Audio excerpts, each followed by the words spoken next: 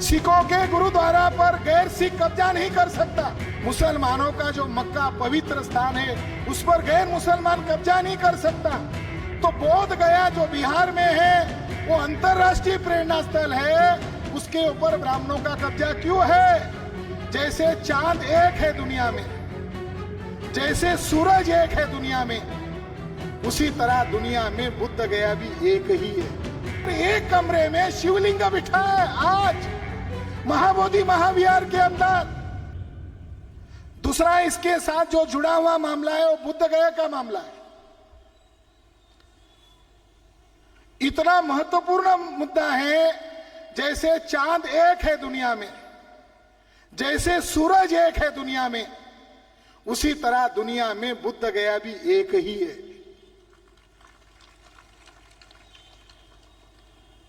सिखों के गुरुद्वारा पर गैर सिख कब्जा नहीं कर सकता। मुसलमानों का जो मक्का पवित्र स्थान है उस पर गैर मुसलमान कब्जा नहीं कर सकता। वहां गैर मुसलमान टूरिस्ट के नाम पर भी नहीं घुस सकता। कब्जा तो दूर की बात है। पोप के अलावा ईसाइयों के अंतरराष्ट्रीय धर्म स्थल पर कोई नियंत्रण नहीं कर सकता। तो बोध गया जो बिहार में है वो अंतरराष्ट्रीय प्रेरणा स्थल है, उसके ऊपर ब्राह्मणों का कब्जा क्यों है? महाबोधि टेम्पल एक्ट 1949 पंडित जवाहरलाल नेहरू ने बनाया। यह एक्ट में लिखा है कि आधे मालिक ब्राह्मण है। हमारे लोग विरोध कर रहे हैं। यह एक्ट रद्द होना चाहिए। यह महाबोधि टेम्पल एक्ट एक काला कानून है, इसको रद्द करना चाहिए। साथियों, 5 मेंबर ब्राह्मण है हिंदू के नाम पर, उसमें महंत ब्राह्मण है, कलेक्टर ब्राह्मण रहेगा, बहुमत ब्राह्मण का रहेगा, 4 मेंबर बुद्धिस्ट रहेंगे। इस तरीके से इन शैतान लोगों ने, दुष्ट लोगों ने, विधर्मीय लोगों ने बौद्ध विरासत पर कब्जा किया हुआ है। ये अंतरराष्ट्रीय अपराध है, केवल नेशनल क्राइम नहीं है, ये इंटरनेशनल क्राइम है। मैंने पिछली बार बिहार के अंदर हमने संगठन खड़ा कर दिया, 38 जिले हैं, हमने संगठन खड़ा कर दिया और महाराष्ट्र के लोगों को कहा कि आपको आने की जरूरत नहीं है, हम बिहार के ही लोगों से लड़ाई लड़ेंगे, जब आपकी जरूरत पड़ेगी तब बुलाएंगे। हमने कालचक्र मैदान में सभा बुलाई, वहां 20 से 25 हजार लोग इकट्ठा हुए और वहां हम लोगों ने उस काले कानून का पर्दाफाश किया, महंत ब्राह्मण के काले करतूतों का पर्दाफाश किया। और मेरे मन में आया कि काश मैं आज ये काला कानून जला दूं तो मेरे साथी ने कहा आपके ऊपर एफआईआर होगा, आपको तुरंत बिहार की पुलिस अरेस्ट करेगी। तो मैंने कहा अगर ऐसा हुआ तो आपको मिठाई बांटनी चाहिए, ये खुशी की बात होगी, क्योंकि हम या वो हम पर केस करे, हमको कोर्ट में ही जाना है, या हम उनके ऊपर केस करें, उनको भी कोर्ट में ही आना है। तो हमने सोचा ये अवसर है, महाबोधि महाविहार का कानूनी भी लड़ाई लड़ने का अवसर है। मैंने उस एक्ट को महाबोधि महाविहार की सरजमी पर जला दिया। जलाने के बाद कलेक्टर का पीए मेरे पास आया, कहा कलेक्टर साहब आपको मिलना चाहते हैं। मैंने कहा एफआईआर नहीं करना चाहते? तो कल पीए ने कहा आपको एफआईआर करके क्या हम हीरो बनाएंगे? आप तो इंटरनेशनल हीरो बन जाएंगे, अब बिहार के हीरो नहीं बनेंगे। वो नहीं कर पाए। मैंने वहां ऐलान किया था, वहां घोषित किया था, और अभी 17 सितंबर को भारत भर के अलग अलग बुद्धिस्ट ऑर्गेनाइजेशन के लोगों ने, और उसमें हमारे मित्र थे लामाजी, आकाश लामाजी सिलीगुड़ी के, उन्होंने भी, और हम लोगों को भी उसमें दावत दिया, हम लोग भी उस मूवमेंट में सहभागी थे। वहां मैंने गांधी मैदान पर 17 सितंबर को ऐलान किया है, जो मैंने वहां बात कही थी, आज ये सभा में हम डिक्लेयर करते हैं। वो जो बात हमने कही थी वो बात ये है कि केवल महाबोधि के ऊपर कब्जा नहीं किया है, महाबोधि महाविहार के अंदर लेफ्ट साइड में मंदिर के प्रवेश द्वार के सामने जहां पंचबुद्ध है, तो पंचबुद्धों के ऊपर ब्राह्मण महंत ने यानी वर्तमान बॉडी के लोगों ने लिखा है पांडव, पंच पांडव है बोधि बुद्ध। और एक कमरे में शिवलिंग बिठा है आज महाबोधि महाविहार के अंदर, और उसके जस्ट अपोजिशन में बोर्ड लगा है, गेरुए रंग से लिखा हुआ है आदि शंकराचार्य की भूमि।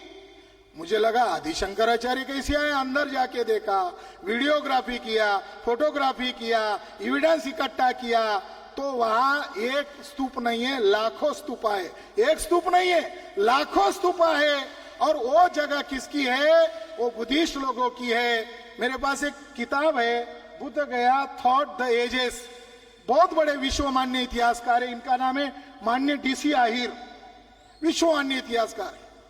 इन्होंने 1979 को ऑल रिकॉर्ड डायरेक्टर जनरल को लिख के दिया कि वहां जो शंकराचार्य की भूमि के नाम पर वॉल खड़ी की है वहां बुद्धिस्ट मॉन्यूमेंट्स है, इसको एएसआई कब्जे में क्यों नहीं ले रहा है? महंत की कोठी में सैकड़ों बुद्धा के स्टैचू है, एएसआई पोजीशन में क्यों नहीं ले रहा है? और उस समय का जो डायरेक्टर जनरल है केवी सोनद्र रंजन, डायरेक्टर जनरल यानी हेड एएसआई का, उन्होंने कहा हम आपकी बात पर तुरंत कार्रवाई करेंगे।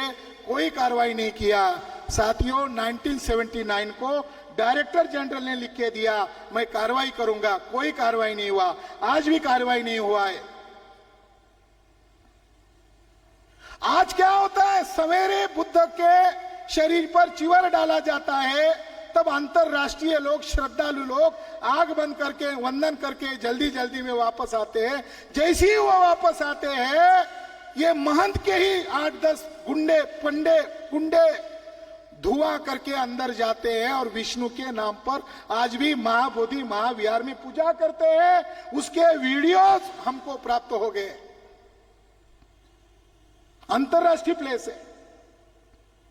इन 1890 को 1890 को दुनिया का number 1 archaeologist sir major general Cunningham के द्वारा महाबोधि महाविहार का उत्खनन किया गया था। तो उसने अपनी रिपोर्ट में लिखा हुआ है कि ह्यून संग आए थे, फाइयान यहाँ आए थे, तब उन्होंने बुद्धा की जो मूर्ति इतनी चौड़ी है, इतनी लंबी है, उसकी नाक ऐसा है, उसका जो उंगली है वो धरती को स्पर्श किया हुआ है, ऐसी ऐसी आकार की मूर्ति इतनी मोहक है कि वो मैंने देखा। उसका वर्णन जो ह्यून संग जो चाइनीज भिक्खु थे उन्होंने जो लिख के रखा, कनिंघम ने लिखा, जो वर्णन किया है वो वर्तमान में जो विहार में मूर्ति है वो ओरिजिनल मूर्ति नहीं है, ये बाद की सेंचुरी की मूर्ति है। ओरिजिनल मूर्ति महंत के कोठी के दीवार के अंदर दबा के रखी हुई है। कनिंघम कहते हैं महंत की कोठी चमत्कारिक कोठी है, उसमें से केवल बुद्ध की एक मूर्ति नहीं निकलेगी, सैकड़ों मूर्तियां निकलेगी। और उन्होंने दुख के साथ कहा है न जाने कब भारतीय लोग जग जाएंगे, भारत के मूल निवासी जग जाएंगे और अपनी विरासत पर दावा करेंगे। उन्होंने कहा अशोका का इंस्क्रिप्शन का टुकड़ा महंत के किचन में है। सम्राट अशोक का इंस्क्रिप्शन जो पिलर है उसका टूटा हुआ हिस्सा, जिसके ऊपर सम्राट अशोका ने वहां आकर क्यों आए थे वो लिख कर रखा, उसके ऊपर महंत ब्राह्मण सब्जी प्याज काटता है, किचन में रखा हुआ है। ऐसा महंत क्या समिति का पदसिद्ध सदस्य होना चाहिए? नहीं होना चाहिए। तो मैंने वहां कहा था कि हम 2 लाख लोगों का मोर्चा महंत की कोठी पर लेके जाएंगे, जो बुद्ध की सैकड़ों मूर्तियां हैं और बुद्धिस्ट राजाओं के सैकड़ों अभिलेख है, जिसमें राजा जयचंद का भी एक अभिलेख हो सकता है, जो बुद्धिस्ट राजा था। उसकी रणनीति बनाकर संभावना है जनवरी या फरवरी में बड़ी तैयारी के साथ हम मोर्चा निकालेंगे।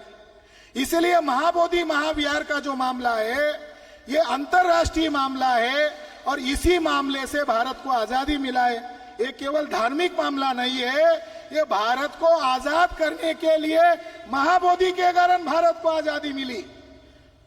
जब गया में अधिवेशन था, बुद्धिस्ट मंग गए अंतरराष्ट्रीय और कहा हमको तो बैठने के लिए जगह नहीं है, या ठहरने के लिए जगह नहीं है, या मंत्र जाने नहीं देता है। अनागरिक धर्मपाल का सर फोड़ दिया था। तो गांधी जी ने उनका ज्ञापन लिया और गांधी जी ने कहा कि देखिए अब हम गुलाम हैं, जब हम आजाद हो जाएंगे हम भी अंग्रेजों के गुलाम हैं, अंग्रेजों का कानून है, भारत आजाद हो जाएगा, भारत का कानून लागू हो जाएगा, हम बाकी के काम बाद में करेंगे, महाबोधि महाविहार पहले आजाद करेंगे। इस आधार पर दुनिया के बौद्ध राष्ट्रों ने मदद किया। मदद की भी सीमा कितनी हुई? सुभाष बाबू को जापान में मिलिट्री हेडक्वार्टर खोलने के लिए जापानी लोगों ने मदद किया। आजाद होने के बाद नेहरू ने कब्जा कर लिया। अब जो आर्लेकर नामक वहां का गवर्नर है, वहां का राज्यपाल है, वो कुछ महीने पहले आतंकवादी इंद्रेश कुमार को लेके गया। मोहन भागवत का right hand Indresh Kumar terrorist है, 22 जगह पर उसने बम ब्लास्ट किए हैं। और मुशर्रफ साहब का यह दावा है कि बोध गया में जो अटैक, जो बम ब्लास्ट किया, उसका लिंक दिल्ली के लोगों के साथ था। वहां सिम कार्ड मिले थे, मगर रियलिटी में अगर उसकी सही जांच किया होता तो मोहन भागवत के साथ उसका कनेक्शन आता, क्योंकि वहां बम ब्लास्ट करके मुस्लिम बौद्धों का झगड़ा अंतरराष्ट्रीय लेवल पर लगाया। वहां इंद्रेश कुमार अभी गया और इंद्रेश कुमार के उपस्थिति में गवर्नर आर्लेकर ने, जो आरएसएस का वर्कर था, अभी वहां का गवर्नर है, उसने कहा ये बुद्ध विहार नहीं है, ये महाबोधि महाविहार नहीं है, ये शिवालय है, शिव मंदिर है। उसको तो पद से निकाल देना चाहिए था। इसीलिए आज वर्तमान में महाबोधि महाविहार की किस तरीके से बदनामी हो रही है, किस तरीके से वहां जुल्म बढ़ रहा है, इसके खिलाफ हमें आंदोलन करना होगा। आखिरी मुद्दा यह है, इस विषय वस्तु में लगाया था, मौर्य काल के स्तूप विदर्भ में सबसे ज्यादा मिले। एक बोन में मिला, बुल्ढाना जिले में, जिसके ऊपर गडकरी ने पैसा देकर, नितिन गडकरी ने पैसा देकर जीगांव धरन प्रकल्प जो अधूरा पड़ा था, नितिन गडकरी ने कहा वो जीगांव धरन प्रकल्प बनने दो, क्योंकि नितिन गडकरी को मालूम था जैसे ही ये अशोक का विरासत सामने आएगा, 10 किलोमीटर अंतर पर शेगांव है, शेगांव यानी चिलिम वाले बाबा हवा में उड़ जाएंगे और दुनिया के लोग वहां इकट्ठा हो जाएंगे।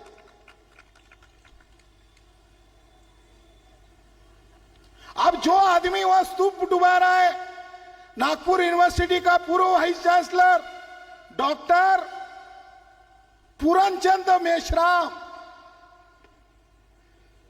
ये कुल सचिव डॉक्टर पूरनचंद मेश्राम, इन्होंने सीक्रेट मीटिंग किया नागपुर में, और सीक्रेट मीटिंग में कहा कि नागपुर का नाम आता है तो 2 महापुरुषों का नाम सामने आता है। एक का नाम है बाबा साहब अंबेडकर और दूसरे महापुरुष का नाम है नितिन गडकरी, पूरनचंद्र मेश्राम। अब वो महापुरुष हो गए उनके। और ये भी कहा कि बाबा साहब अंबेडकर के साथ किसी की तुलना नहीं हो सकती है, यहां बैठे हुए नितिन गडकरी की हो सकती है। ये जो सत्यानाश हो रहा है नागपुर में, तो नागपुर में लीडर लेस हो गया, नागपुर लीडर लेस हो गया है। पूरनचंद मेश्राम नितिन गडकरी के हाथ में, फूल जेले गडकरी के जेब में। सुलेखा कुंभारे सरकार गिर गई थी और ये फडणवीस की सरकार आई तो भारत में, महाराष्ट्र में गालियां दी जा रही थी, गद्दार गद्दार। तो फडणवीस को यहां बुलाकर सत्कार किया गया सुलेखाताई कुंभार ने।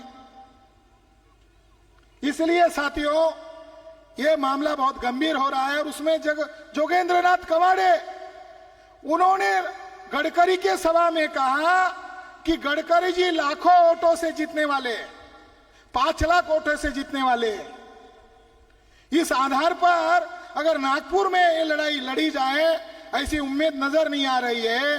जो अपने आप को शेर कहते थे, पैंथर कहते थे, अब इनके गले में रस्सी बांधी गई है। ये लड़ाई लड़ने वाले नहीं है। दो मुद्दे इसके साथ जोड़े थे, मैं 1 मिनट में वो बताता हूं। एक मुद्दा है पौनी का स्तूप, जिसके अंदर तथागत बुद्ध के दांत के धातु है। 1969 में एएसआई के द्वारा उसका उत्खनन किया गया। उसकी रिपोर्ट में यह बात दर्ज है कि 3 स्तूप पौनी में है और 1 स्तूप के ऊपर ब्राह्मणवादी लोगों ने जगन्नाथ टेम्पल बनाया है। वो स्तूप कितना बड़ा है, तो वो जो जोशी थे उन्होंने लिखा है, आर्कोलॉजिस्ट ने, सांची से भी बड़ा स्तूप पौनी में है। उन्होंने लिखा है सांची के स्तूप से भी बड़ा स्तूप पौनी में है। सारा रिपोर्ट कह रहा है बुद्धिस्ट है, मगर उसको नियंत्रित कौन कर रहा है? आरएसएस के लोग कर रहे हैं। आरएसएस से जुड़े हुए एएसआई के लोग कर रहे हैं। अगर हम लोग उस मंदिर को, पहले वो जनपद था बुद्ध काल में, वहां इतनी सामग्री मिली है कि मैं एएसआई के ऑफिस में गया था उस सामग्री देखने के लिए, तो मुझे एएसआई के अधिकारी ने लज्जित होकर कहा, आप देखना चाहते हो, हम दिखाना नहीं चाहते। मैंने कहा क्यों? तो उन्होंने कहा इतना सामग्री ऑल इंडिया में कहीं पर भी नहीं मिला, वो एडम के वहां पर मिला है। हम गोडाउन में उसको छुपा के रखे हुए, उसको दिखाने के लिए 10 मंजिल बिल्डिंग खड़ी करनी होगी। भारत सरकार हमको पैसा नहीं दे रहा है। इतनी बड़ी सामग्री अमरेंद्र नाथ ने 1992 को उत्खनन किया, उसके बेस पर वो डायरेक्टर जनरल बन गया। कितना उसको ऊंचा ओहदा मिला। मगर वहां जो बुद्धकालीन स्तूप है, वहां पर एक किसान, एक पागल किसान 5 एकड़ घेरे में वहां हर साल खेती करता है। 92 से उसकी जमीन को उखाड़ रहा है और यहाँ का कलेक्टर वो जमीन लेकर हैंड ओवर नहीं कर रहा है। यहाँ का कलेक्टर नहीं है, ये आरएसएस के पाले हुए लोग हैं। हमको लिखित में दिया, हम जल्दी करने वाले, अभी तक कलेक्टर ने नहीं किया। नितिन राउत यहाँ का पालक मंत्री, नितिन राउत के कारण कुही का स्तूप खतरे में है। नागपुर के अंबेडकर वादियों को अपील है, अगर वो स्तूप को बचाना है, नितिन राउत को हराना होगा। नितिन राउत ले सकते हैं, वो पालक मंत्री होने के नाते ले सकते थे और वो एएसआई को हैंड ओवर कर सकते थे, मगर उन्होंने नहीं किया। अब परसों फोटो आया, वो दुर्गा की आरती कर रहे थे। अब उनसे उम्मीद लगाने की कोई जरूरत नहीं है। अब वो उधर चले गए हैं। मैं इस मौके पर आगाह कर रहा हूं, हमारी विरासत को धोखा है तो किन लोगों से धोखा है? वो विदेशी ब्राह्मण है और विदेशी ब्राह्मणों का डीएनए भारतीय लोगों से नहीं मिलता। इसमें एक आखिरी विषय था जिस पर किसी ने बात नहीं किया। मैं महाराष्ट्र में 15-16 जिलों में उस पर बोलने वाला हूं, यहाँ उस पर मैं कुछ नहीं बोलना चाहता। बाबा साहब अंबेडकर ने मृत्यु पूर्व एक किताब लिखा, वो किताब सविता कबीर ने गायब किया। उस किताब में बाबा साहब अंबेडकर ने सिद्धांत के तौर पर कहा, महार और मराठा एक ही वंश के लोग हैं। बाबा साहब अंबेडकर ने उसके अंदर लिखा, अब डीएनए रिसर्च कह रहा है 9 बौद्ध लोगों का डीएनए और मराठा लोगों का डीएनए 100% मैच होता है। मराठा और महार ये आधुनिक नाम है। महारों का नाम परवारी था और मराठा लोगों का 2000 साल पहले का नाम कुटुम्बिनी था। ये परवारी और कुटुम्बिनी का मतलब, ये परिवारी यानी भिक्षु लोग और कुटुम्बिनी यानी उपासक लोग, ये दोनों विहारों को कायम करते थे। ये दोनों एक ही कुल के थे। इस पर मैं महाराष्ट्र के 15-20 जिलों में परिसंवाद के द्वारा जानकारी दूंगा। आपने मेरी बात ध्यान से सुनी, इसके लिए आभार, धन्यवाद। नमो बुद्धाय।